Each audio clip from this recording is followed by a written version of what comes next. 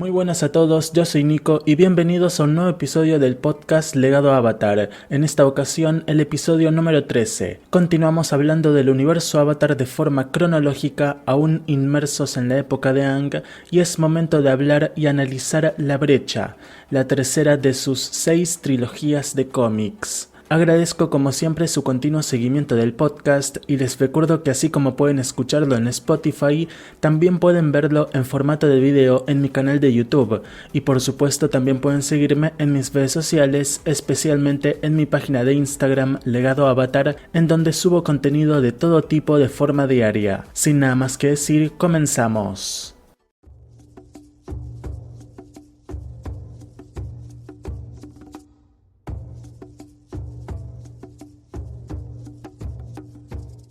Mientras que La Búsqueda nos presentó una historia totalmente distinta a su predecesora que me fascinó y por la cual la galardoné con un 10 de 10, La Brecha vuelve a los arcos argumentales iniciados en La Promesa, solo que sin tanta importancia política y proponiéndonos una perspectiva más social de todo lo que significa que Yu Dao, así como muchas otras colonias tras ella, estén dando forma a gobiernos de coalición, combinando no solo personas de distintas naciones, sino también diferentes talentos y por lo tanto costumbres. Poco a poco vemos la formación de una innovadora cultura que combina elementos del pasado pero a su vez da forma a un futuro totalmente nuevo, ya que la trilogía incluso nos presenta que personas de la tribu Agua ya han comenzado a emigrar a esta nueva zona, puesto que las oportunidades laborales comienzan a aumentar. A su vez, y gracias a estas dos personas, se nos da una pista de la situación actual de la tribu Agua del Sur, ya que si bien las jóvenes presentes en esta trilogía nos comentan que las cosas en la tribu del sur no han sido sencillas tras el final de la Guerra de los 100 años, en un par de trilogías veremos que esto es incierto, ya que veremos un gran avance industrial y social en dicha tribu. Sin embargo, estas jóvenes puede que se estuvieran refiriendo a que la situación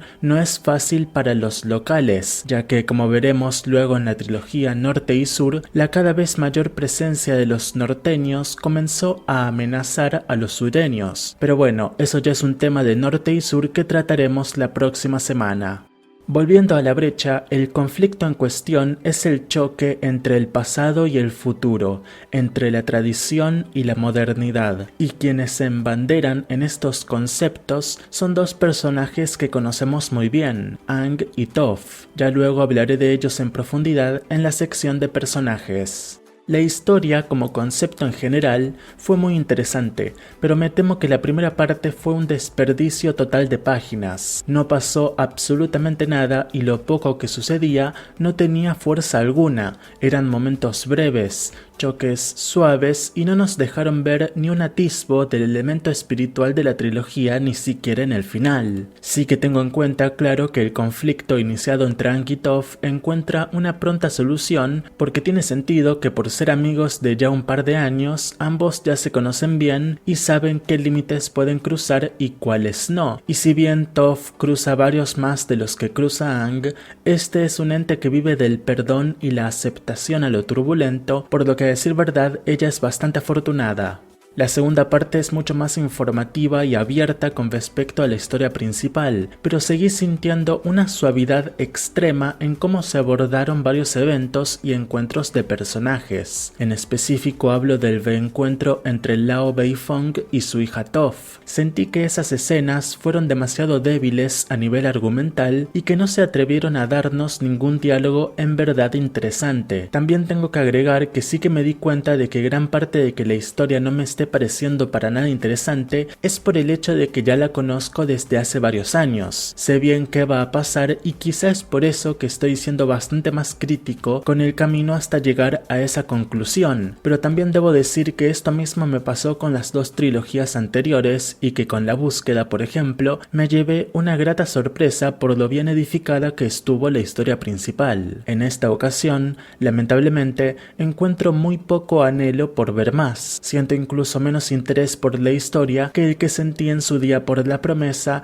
y eso sí que es decir mucho. La última parte de esta segunda entrega es, probablemente, uno de los mejores momentos de la trilogía. Esa única y última viñeta gigante transmite muchísimo y me pareció hasta emotiva. Ya les comentaré más sobre ella luego, por supuesto, en la categoría de mejores y peores escenas. Ya en la tercera parte la historia avanza a pasos agigantados, culpa de que las dos partes anteriores fueran tan suaves con respecto a todo, pero igualmente todo funciona y encaja bien. Creo que uno de los mejores elementos de la trilogía, si bien no fueron principales, fue tener presentes a los acólitos del aire. Estos estaban ahí para aprender de Aang las costumbres de los nómadas aire y a su vez aportaban con pequeños momentos agradables y hasta adorables. No llegaron a ser tan graciosos como las gallinas de Toph, pero al menos no terminaron siendo insoportables como estos. Y hablando de las gallinas, estas aparecen y debo admitir que tienen un par de momentos graciosos, pero por suerte no están para nada involucrados en la historia, así que no llegaron a ser insoportables.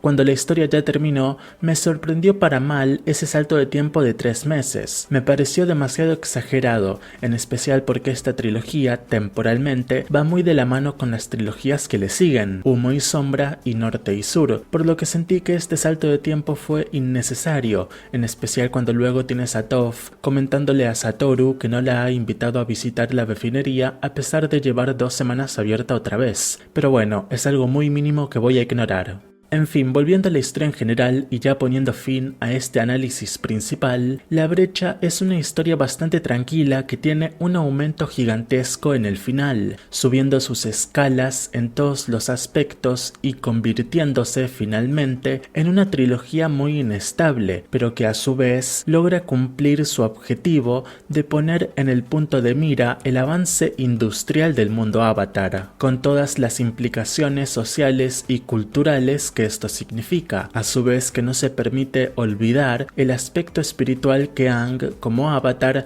y ahora también los acólitos del aire representan. Si bien hay varios elementos y tramas que no me gustaron, creo que al final lo importante también es la emoción que te genera la historia y si te hace pensar en ciertos temas, y a decir verdad, Avatar logra dar en el clavo en esas cuestiones y logran poner sobre la mesa debates muy interesantes. Salvo quizá la trama de Toph con su padre, los problemas a los que los personajes se enfrentan se sintieron muy orgánicos y me gusta cómo el mundo Avatar está avanzando lentamente, a su vez que con un buen ritmo, hacia lo que veremos en la segunda serie animada. Por otro lado, ya en un momento hablaré de Sokka y Katara y el cómo estos dos personajes son una especie de pegamento que funcionó bien en La Promesa, lo hizo excelentemente en La Búsqueda y que en esta tercera trilogía también cumplió muy bien su papel. Pero bueno, ya para terminar esta sección, esta trilogía nos presentó un avance, un vistazo al futuro industrial,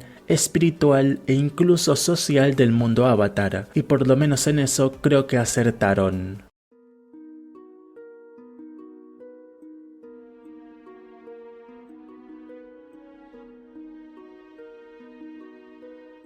Estamos ya en la segunda sección del día y estos son los detalles técnicos, el cual como en las 2 veces anteriores es un momento muy corto. La Brecha es una novela gráfica dividida en 3 partes que continúa tras los eventos de La Promesa y se ubica cronológicamente después de La Búsqueda. Así como estas 2 trilogías pasadas, La Brecha fue escrita por Yen Luen Yang con la colaboración y supervisión de los co-creadores de la serie animada original, Michael Dante DiMartino y Bryan Konietzko. El apartado artístico estuvo a cargo de Guri-Hiru, mientras que los diálogos fueron trabajo de Michael Heisler. La trilogía fue publicada a lo largo del año 2014 por Dark Horse Comics, con su edición de biblioteca llegando en el año 2015 y su edición Omnibus en el año 2021.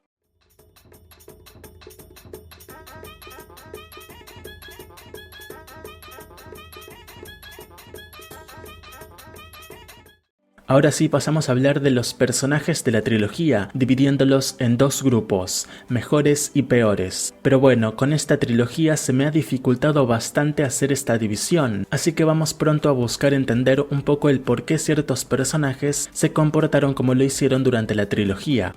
Con Aang es simple entender su postura, no solo fue criado por monjes, sino que toda su cultura fue llevada al exterminio, por lo que tiene sentido que esté muy apegado a las antiguas tradiciones, ya que es el último maestro aire y tiene en entrenamiento a los acólitos del aire.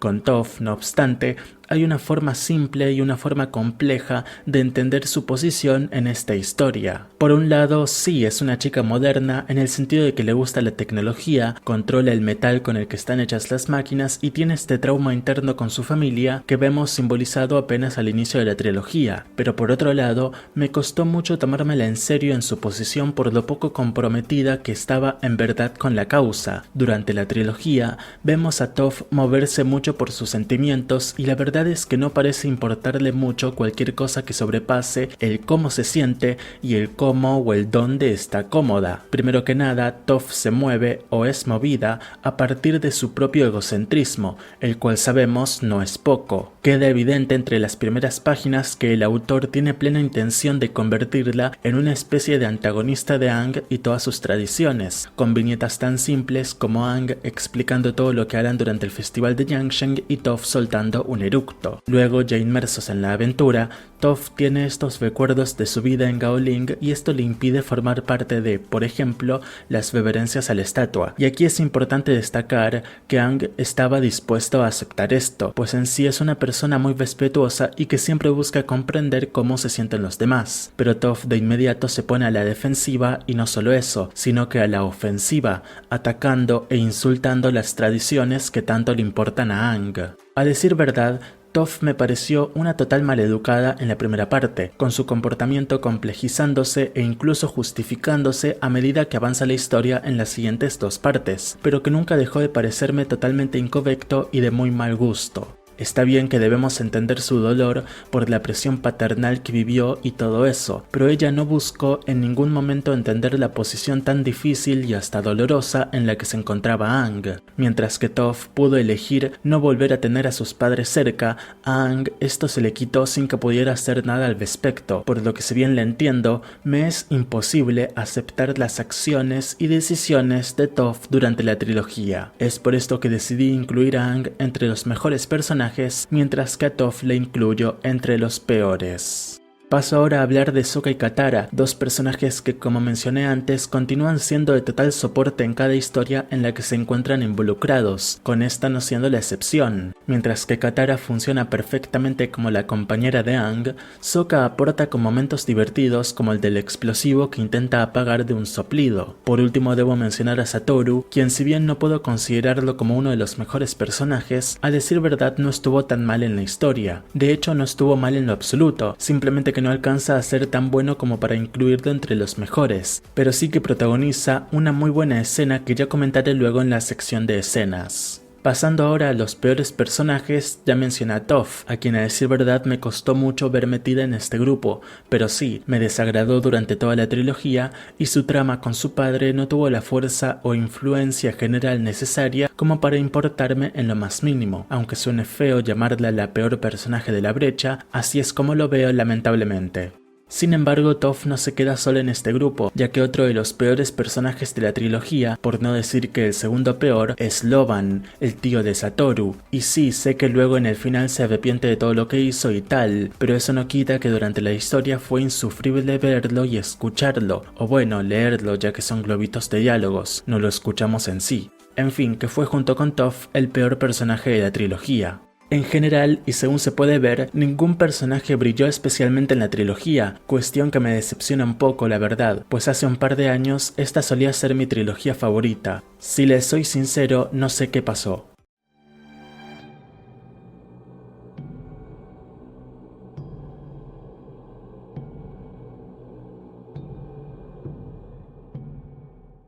Es momento de hablar de los mejores y peores diálogos, pero lamentablemente me volvió a pasar lo mismo que en la búsqueda, no encontré ningún diálogo que merezca el título de peor diálogo. Con esto no digo que no haya diálogos malos, sino que hay mucha monotonía en las conversaciones y tan solo se construye una historia poco interesante. Lo único que podría mencionar son los diálogos molestos de Toph en la primera parte, pero no me parece en verdad algo para destacar ni de forma negativa. En cuanto a los mejores diálogos, sí que encontré un par de frases interesantes, interesantes, más que nada en el final de la trilogía, pero antes quiero mencionar una frase que dice el avatar Voku al inicio de la tercera parte. Este le dice a Aang: tus vidas pasadas solo podemos aconsejarte desde la perspectiva de nuestras propias historias de vida, basadas en nuestros triunfos y fracasos. Como el avatar debes encontrar el equilibrio, no solo entre los espíritus y los humanos, sino también entre el pasado y el presente, entre nosotros y tú. Me pareció una frase medianamente interesante que logró llenar el vacío sustancial de la escena, pero eso ya lo mencionaré luego.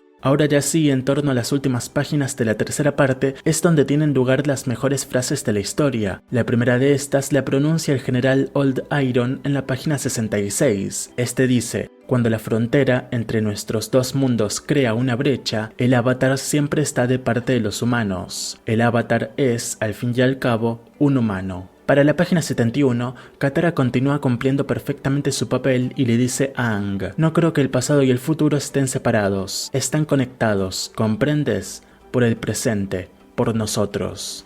Finalmente, en la página 74, Lady Tianhai pronuncia la que en efecto es la mejor frase, el mejor diálogo de toda la trilogía. El Gran Espíritu nos dice: la humanidad falla de vez en cuando, pero ustedes saben cómo aprender de los errores del pasado. Lo han hecho anteriormente y pueden hacerlo otra vez. Yo creo que a lo largo del tiempo crearán una civilización que conserva y protege a medida que crece. Los espíritus siempre tendrán un sitio en este mundo, siempre y cuando tú, y humanos como tú, creen uno para nosotros. Esta última frase no solo da forma a una gran conclusión para esta historia, sino que además hace referencia a la serie de la sucesora de Aang, en donde este mismo tema está mucho más explorado. Ansío que el podcast llegue hasta el libro Spiritus para que podamos hablar del tema entre todos.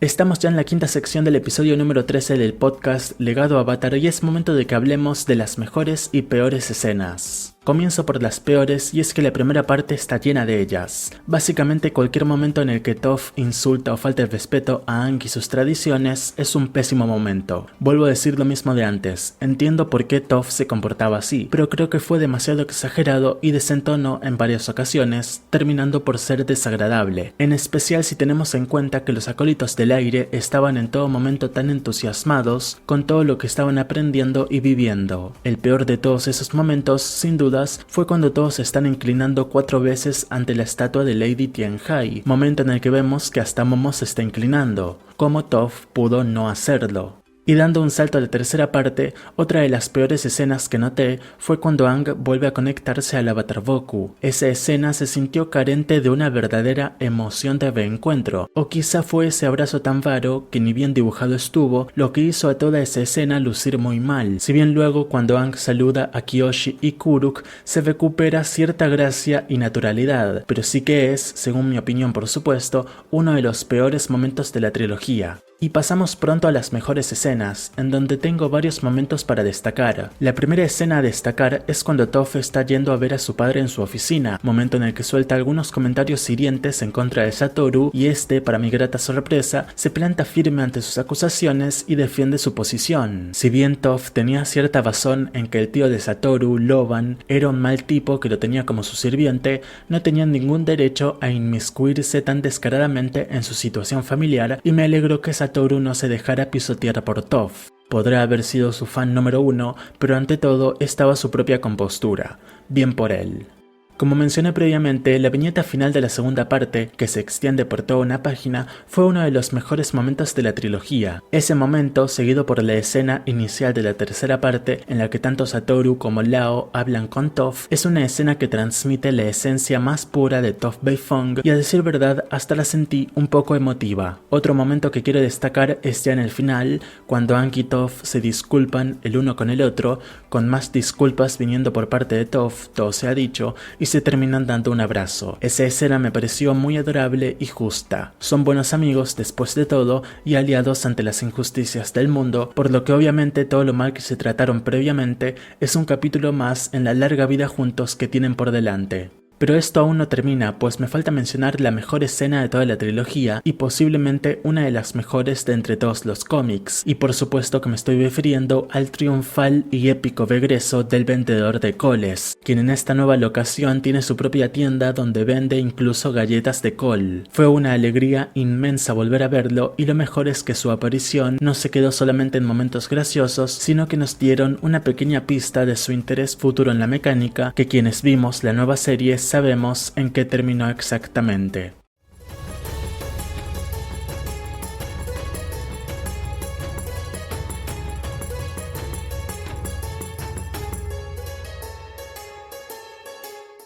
Estamos ya en la sección de acción y espiritualidad, por lo que comienzo hablándoles de cada batalla presentada en esta trilogía. La primera parte nos presenta únicamente 2 batallas, o una batalla y media, ya que la primera sí que es una pelea entre los policías de Satoru vs Aang, con cierta participación de Katara, mientras que la segunda son Aang y Toph deteniendo una máquina que se descontroló. Y sí, eso fue todo. La segunda parte también nos presenta únicamente 2 batallas, pero estas son sorpresivamente más largas. La pelea entre el equipo Avatar contra los guardias de Loban, los rinocerontes budos, fue más que nada buena por su larga extensión, a su vez que tuvo secuencias de diálogo bien insertadas. Por otro lado, tuvimos flashbacks o vistazos al enfrentamiento del Avatar Yang con el temible espíritu Old Iron, el cual estuvo también bastante bien. La tercera parte nos trae muchísima más acción, comenzando con Aang intentando destruir la fábrica, siendo detenido por un muro de piedras de Toph y sus gallinas. Mientras Aang termina por enfrentarse a estos 4 maestros metal, tenemos a Sokka y Satoru peleando un poco y ganando gracias al ingenio de los no maestros. Katara tiene un buen momento salvando a Sokka, Satoru y Loban, y ya por último tenemos la gran pelea de Aang versus el espíritu Old Iron, con Aang habiendo creado una especie de Megazord de piedra. Toph y sus estudiantes ayudan un poco controlando la armadura del metal del gran espíritu, pero finalmente el momento más épico, asombroso y a su vez lamentable de la pelea se lo lleva a Aang cuando este da el golpe final al espíritu. Es una escena que termina con tristeza por la muerte del espíritu, aunque como Lady Tianhai comentará luego, un espíritu nunca muere en verdad, sino que se transforma en algo nuevo, así que podemos estar tranquilos, pues el buen Old Iron estará bien. Esa fue básicamente toda la acción que nos presentó esta trilogía, y a decir verdad, estoy bastante contento con cómo se distribuyó, si bien sí que la primera parte flaqueó un poco, pero el final compensa eso y nos ofrece acción a nivel de un final. Hace unos días, además, les comentaba cómo en este tipo de cómics nunca veremos una batalla de 10 páginas o más, pero la tercera parte de esta trilogía nos ofreció justamente eso, así que hay que reconocerlo como es debido. Ahora sí, pasamos a la segunda parte de esta sección, hablando un poco de la espiritualidad en torno a la historia. La espiritualidad en La Brecha fue sin dudas uno de sus elementos más fuertes, y esto tiene su lado positivo y su lado negativo. El lado positivo es que la historia se propuso desde el principio contarnos más sobre las costumbres nómadas aire. Tenemos a Aang como uno de los protagonistas y también están presentes estos 3 jóvenes y simpáticos acólitos del aire, por lo que la trilogía logra con éxito tratar temas espirituales, con Aang hablando no solo con Yang Shen sino también con Goku, con quien de paso sana la brecha que había causado por decisión propia en el final de la promesa. Así que en general el tema espiritual está muy bien tratado y es fácilmente el tema central de la trilogía. Ahora bien, el lado negativo de esto es que la espiritualidad en la historia opacó absolutamente todo lo demás, y es que otra de las propuestas argumentales de la trilogía era contarnos más sobre los cambios sociales e industriales que se están llevando a cabo en el mundo Avatar en estos tiempos. Si bien obviamente tuvimos a Satoru presente y quienes leímos Desequilibrio sabemos que en ese entonces lo volveremos a ver, creo que no se logró transmitir de la mejor forma posible todo el aspecto social, industrial y moderno de esta nueva industria y de todos los cambios que, quienes vimos la segunda serie, sabemos están en camino. Esto también lo noté en Toph, en cómo ella es la abanderada de la modernidad, de la tecnología, de las industrias, del cambio, pero en ningún momento está verdaderamente comprometida con la situación y solo está del lado de Satoru porque este le tiró 3 o 4 halagos al conocerla, pero ni siquiera esto bastó, pues luego ella lo trata con desdén y lo llama sirviente llorón, así que en verdad y por culpa de Toph no pudimos apreciar un verdadero aspecto industrial y técnico de estas industrias tierra-fuego, y también por otro lado se le dio muy poca centralidad o hasta poca importancia a esas dos hermanas de la tribu Agua del Sur que Sokka y Katara conocían. Si bien creo que cumplieron su función base, que creo que era básicamente lanzarnos algunas pistas para la próxima Norte y Sur, si bien como dije antes, creo que uno de los diálogos de esas chicas coincidió con la verdadera situación de la tribu Agua del Sur, pero de una manera confusa. Pero bueno, los flashbacks a los tiempos de Lady Tianhai me fascinaron, y algo que me parece interesante es cómo cambia el estilo de dibujo a uno muy similar al utilizado en los episodios Comienzos parte 1 y 2, donde nos cuentan la historia del Avatar One en la nueva serie. De hecho, se nos comenta que cuando sucedió todo lo de Tianhai, los espíritus aún eran libres por el mundo físico, lo cual técnicamente haría que esos eventos tuvieron lugar antes de que naciera el primer avatar apenas mencionado, por lo que entonces me surgió una duda: ¿por qué esos humanos están ahí, formando sociedades terrestres, cuando se supone que aún están confinados dentro de los leones tortuga? A menos, claro, que lo de Tianhai y Old Iron sucede en verdad después de los tiempos de One, con esa frase que dice cuando los espíritus aún vagaban por el mundo de los humanos, no teniendo sentido, o quizás simplemente se refiere que a pesar de que los portales espirituales ya estaban cebados, igualmente seguían habiendo espíritus vagando por el mundo físico, como sabemos que en efecto así era, pues aún estaban Heibai, la madre de los Vostros y la Dama Pintada, entre quizá algunos más. Así que bueno, lo último que puedo decir sobre la espiritualidad en esta trilogía es que tiene más elementos positivos a su favor que los que tiene de forma negativa, y que el viaje espiritual que tuvo que hacer Aang para hablar con Yang Shen, terminando no solo en el enfrentamiento a Old Iron y esa pequeña charla con Lady Tianhai, sino también en el nuevo festival de amistad con los espíritus, estuvo bien y se sintió adecuado, pero ya sin tener nada que ver con lo espiritual, lo que me falló en la historia fue todo el aspecto contrario al espiritual, es decir, lo humano, industrial y demás.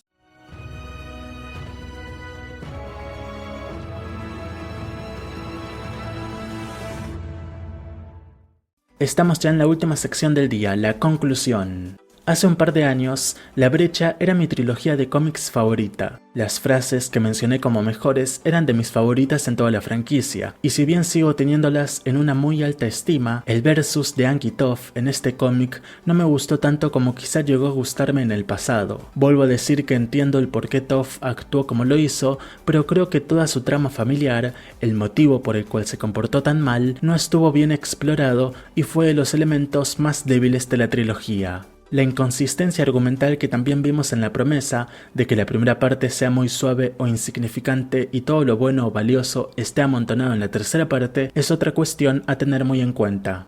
Creo que La Brecha es un buen vistazo al futuro industrial y espiritual del mundo Avatar, pero no es una muy buena historia y la mayoría de los personajes, por no decir que todos, no logran en ningún momento validar la existencia de esta historia. Creo que hizo falta afinar muchos detalles y darle más intensidad a todo lo que iba sucediendo, en especial al principio y en mitad de la trilogía. Igualmente es un buen cómic y al menos para mí está aprobado. Mi puntaje para esta trilogía es de 6 sobre 10. Una vez más, te y les recuerdo que pueden seguirme en mi página de Instagram Legado Avatar, en donde subo publicaciones cada noche, y por supuesto también tienen mi canal de YouTube Legado Avatar, donde ahora mismo estamos muy inmersos en los cómics de Aang, pero pronto ya volverán los videos analizando otras cuestiones del universo Avatar. Nos encontramos en tan solo un par de días con el análisis de la próxima trilogía de cómics Humo y Sombra. Gracias y hasta entonces.